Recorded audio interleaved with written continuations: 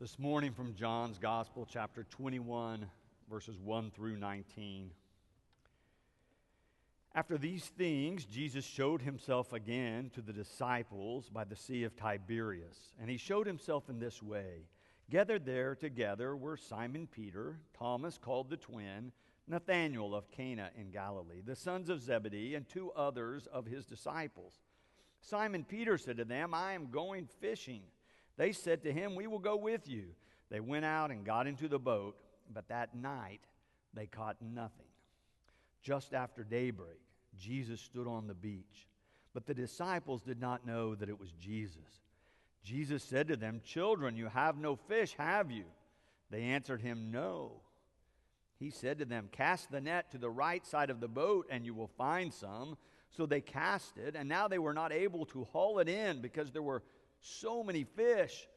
That disciple whom Jesus loved said to Peter, "It is the Lord." When Simon Peter heard that it was the Lord, he put on some clothes, for he was naked, and jumped into the sea. But the other disciples came in the boat, dragging the net full of fish, for they were not far from the land, only about 100 yards off. When they had gone ashore, they saw a charcoal fire there with fish on it and bread. Jesus said to them, "Bring some of the fish that you have just caught." So Simon Peter went aboard and hauled the net ashore full of large fish, 153 of them, and though there were so many, the net was not torn. Jesus said to them, "Come and have breakfast." Now none of the disciples dared to ask him, "Who are you?" because they knew it was the Lord.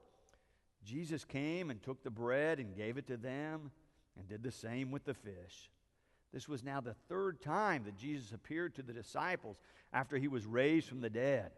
When they had finished breakfast, Jesus said to Simon Peter, "Simon, son of John, do you love me more than these?" He said to him, "Yes, Lord, you know that I love you." Jesus said to him, "Feed my lambs." A second time he said to him, "Simon, son of John, do you love me?" He said to him, "Yes, Lord, you know that I love you." Jesus said to him, "Tend my sheep." He said to him the third time, "Simon, son of John, do you love me?" Peter felt hurt because he said to him the third time, "Do you love me?" And he said to him, "Lord, you know everything. You know that I love you." Jesus said to him, "Feed my sheep. Very truly I tell you, when you were younger, you used to fasten your own belt and to go wherever you wished. But when you grow old, you will stretch out your hands, and someone else will fasten a belt around you and take you where you do not wish to go." He said this to indicate the kind of death by which he would glorify God. After this, he said to him, "Follow me." This is the word of life.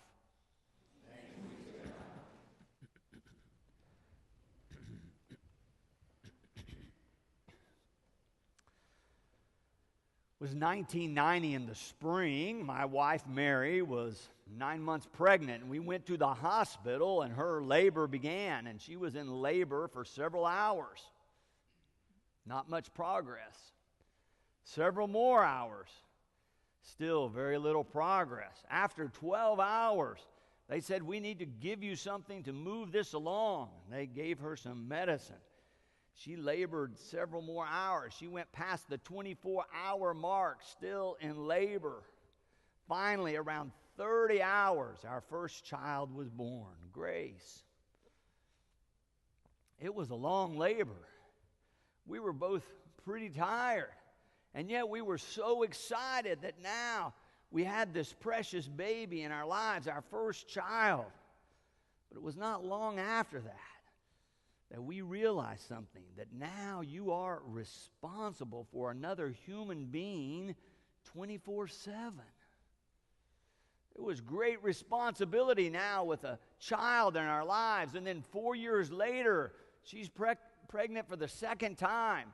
Labor, luckily, was not so long, and hope was born to us. And we had 2 children and began to take care of them. But you know what we realized?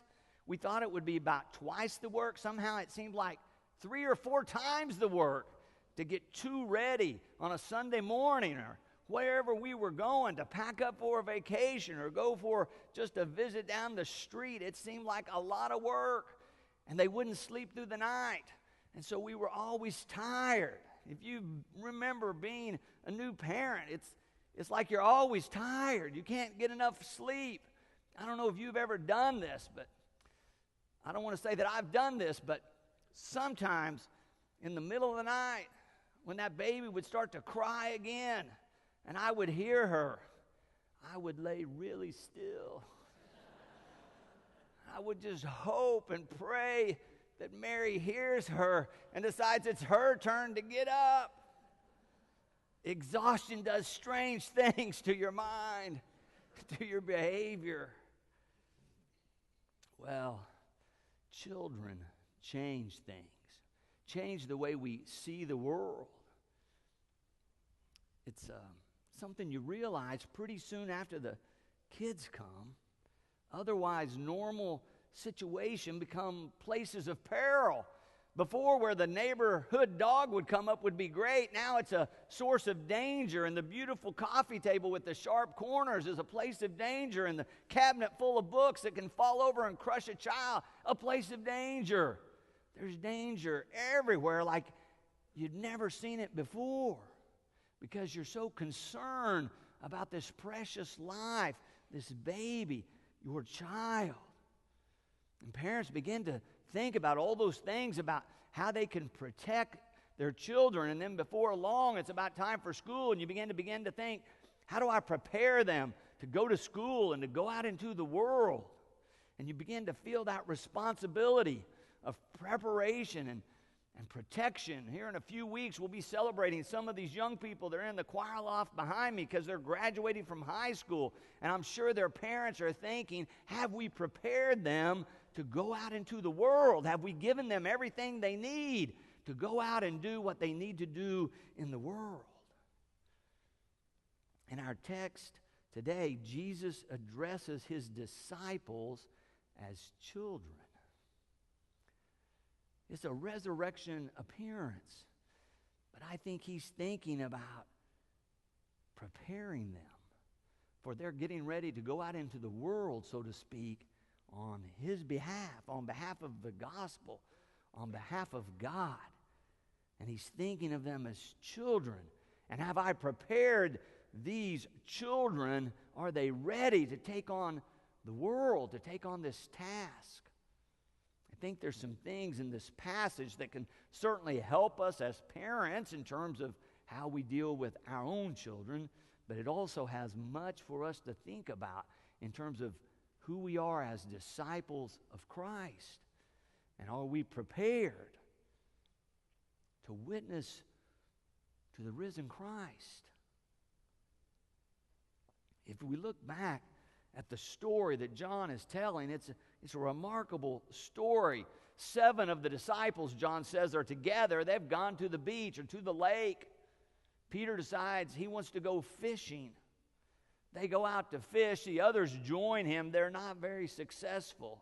In verse 4, John tells us just after daybreak, Jesus stood on the beach, but the disciples did not know that it was Jesus.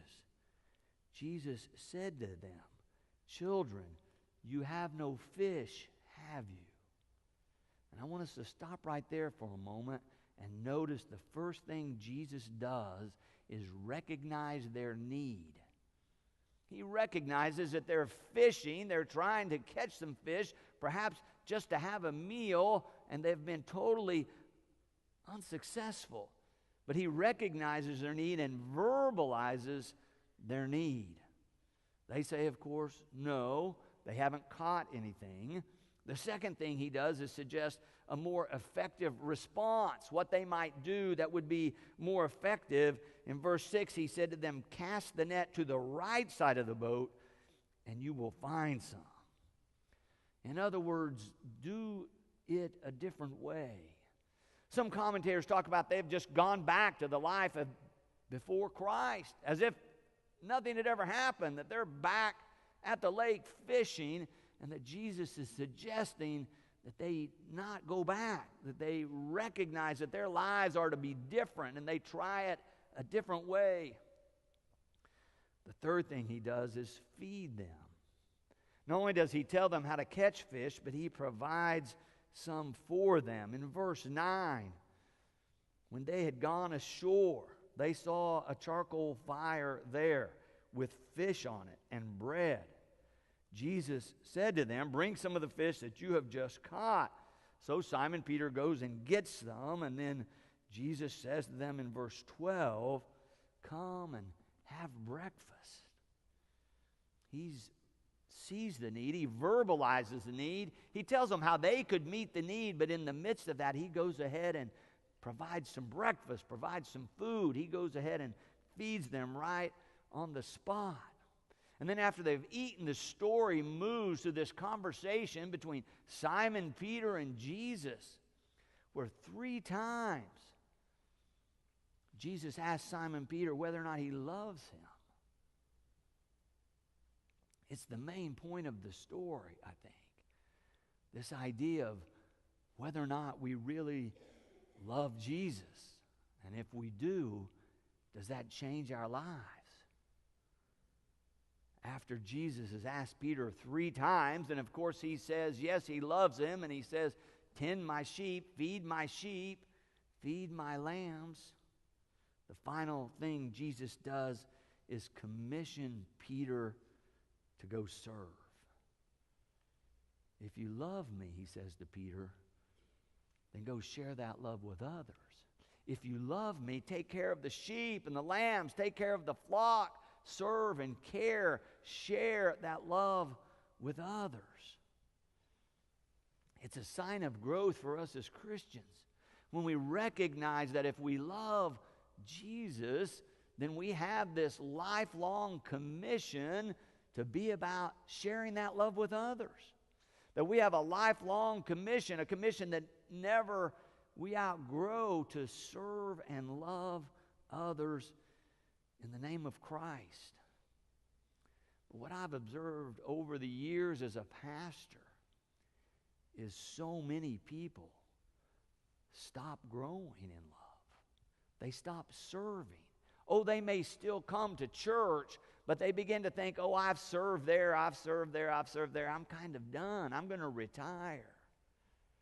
Well, you might retire from your career, but nowhere in the Gospels does it say after you've served for a while, just step back and don't serve or love anybody anymore. It's a lifelong calling and commission that if you love Jesus, you go about looking for ways to share that love with others. You're looking for ways to serve Him. Now, the way you do that may change over the course of a lifetime, but the idea that somehow we graduate or retire from Christian love and service is not really a part of the gospel. I've been telling you about this 2-year spiritual academy that I'm participating in, where I go away for a week every quarter. This last week, I was gone to our United Methodist camp. It's called Sumatonga. It's in Alabama. I went away for a week of spiritual retreat. But not just me. There's 60-plus people that are participating in this experience.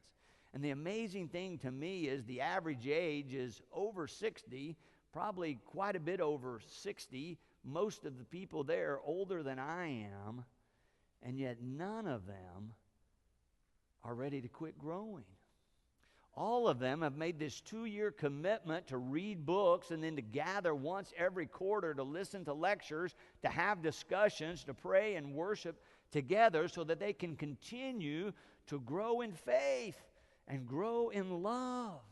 It's amazing to see the commitment of most of these people who are lifelong Christians, about half of them pastors, many of them retired, and yet they're still seeking a way to grow into the image of Christ evermore. They're wanting to go deeper into their relationship of love with God. It's a remarkable thing. I love seeing the growth. But not everyone remembers that. Not everyone feels that experience. And it's not that you have to sign up for this particular experience, but it is valuable for us to look at our own lives and ask ourselves, what am I doing to stimulate my own growth in Christ at this point, at this place in my life? Am I seeking those opportunities for God to grow in me, for me to experience the love of God so that I can share it with others? One of the exercises out of one of the devotional books I've been using led me an experience to write a breath prayer. Have you ever heard of a breath prayer? A breath prayer is a very short prayer of usually no more than 8 syllables. The idea is that you can say it in one breath. And that when you're praying for a longer period of time, that it will help you stay focused on the prayer, on listening for God. It can also help you as you go through your day to utter that prayer to yourself, or to stop at certain times during the day and say that prayer again to kind of bring you back to the center of life with God. It gave you some ways to think about your own life and then write out your own prayer. Mine just came out, Lord, I need your love. Lord, I need your love. So I've been using that for the last several weeks. And the remarkable thing is, I was born and baptized into the church. I've been a Christian. I've been a pastor for decades. And yet, this experience at the academy, using something like this simple tool of the breath prayer, is leading me into a deeper experience of the love of God alive in my life, and of my desire to share that love with others. It's a renewing and refreshing experience. The depth of love can grow in your relationship with God through Christ over a lifetime. It's not something that happens once or every once in a while. The idea is that we grow in our relationship of love with God through Christ throughout our life. And sometimes we need different things to spur it along at different points in our journey, new experiences, maybe a different kind of commitment. But the idea that we can grow in love with God was very much a part of the teaching of John Wesley, founder of the Methodist movement, and really one of the distinctive things that Methodists offer to the rest of the Christian world is to remind them that God is at work in our lives so that we might grow in love throughout our lives. How are you doing in terms of your own Christian walk and this relationship of love? Jesus asked Peter 3 times, "Do you love me?" Have you ever thought it might be important to say to Jesus, "I love you"? To renew that commitment, to verbalize that relationship? When he asked him, of course, Peter says, "Well, of course I love you. You know everything, Lord. You know I love you." But apparently it's important every once in a while for us to say it out loud or say it in a prayer form. "Oh, yes, I love you." To reaffirm that can really be important. To say, "Oh, yes, I love you, Lord." And the interesting thing to me in all of this is that Jesus continues to appear to Peter and to these disciples and to others, the New Testament tells us. Not just so that they can have an ecstatic experience, an overwhelming experience of joy or love or amazement that God has raised him from the dead, but to draw them into the Christian life. No spectators here. Jesus is calling them into a certain kind of life. We are invited, just like those first disciples, we are invited, you might even say chosen, to be participants. To be participants with Christ. To proclaim God's mighty love alive in the world. See, Jesus tells them how to fish, but he also offers them fish. But he also asks them to feed others, doesn't he? He feeds them and asks them to feed others. He asked them to declare their love, and then he asked them to share that love with others. And then our passage ends in verse 19 with that gospel theme, follow me. Follow me, Jesus says. If you love me, follow me. Are you ready to follow? Are you ready for more love in your life? Richard of Chichester, back in the 13th century, wrote one of my favorite prayers. I put it in the outline. It summarizes this. He says, 3 things I pray: to know thee more clearly, to love thee more dearly, and to follow thee more nearly. It's a theme that runs throughout these resurrection appearances of which we've been speaking these last several weeks since Easter. Follow me. If you love me, follow me. So now we want to put this growth into action. I want us to go and share this love with others. We've been talking about signs of growth now for 5 weeks since Easter. So I've prepared something for you to pick up on your way out. There's baskets outside the sanctuary, in the library, at the information desk, and there's seeds in these packets. I'm hoping you'll take some and plant them where you live, and they might remind you about growing in Christ, growing in faith, growing in love. But these are not just any seeds. These packets have been prepared especially for Boston Avenue. So they're filled with coreopsis seeds. Do you remember that? Coreopsis? Remember Ada Robinson, designer of our building, used a couple of different flowers in the design. One was the coreopsis. If you look in the sanctuary windows, you'll see the circles running down the sides of the windows. Those are stylized coreopsis blooms. Or the dome, it's a stylized coreopsis bloom. You can even see it up in the sides of the mosaic behind me. On each side, the circles are stylized coreopsis blooms. And you remember why she chose coreopsis? She said it's such a hardy flower. It can grow and actually thrive in all kinds of conditions. So it reminds us of the joy and the strength and the hardiness of faith.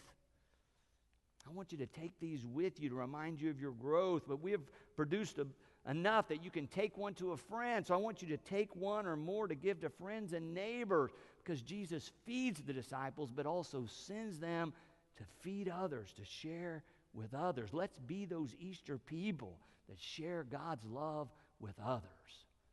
Amen.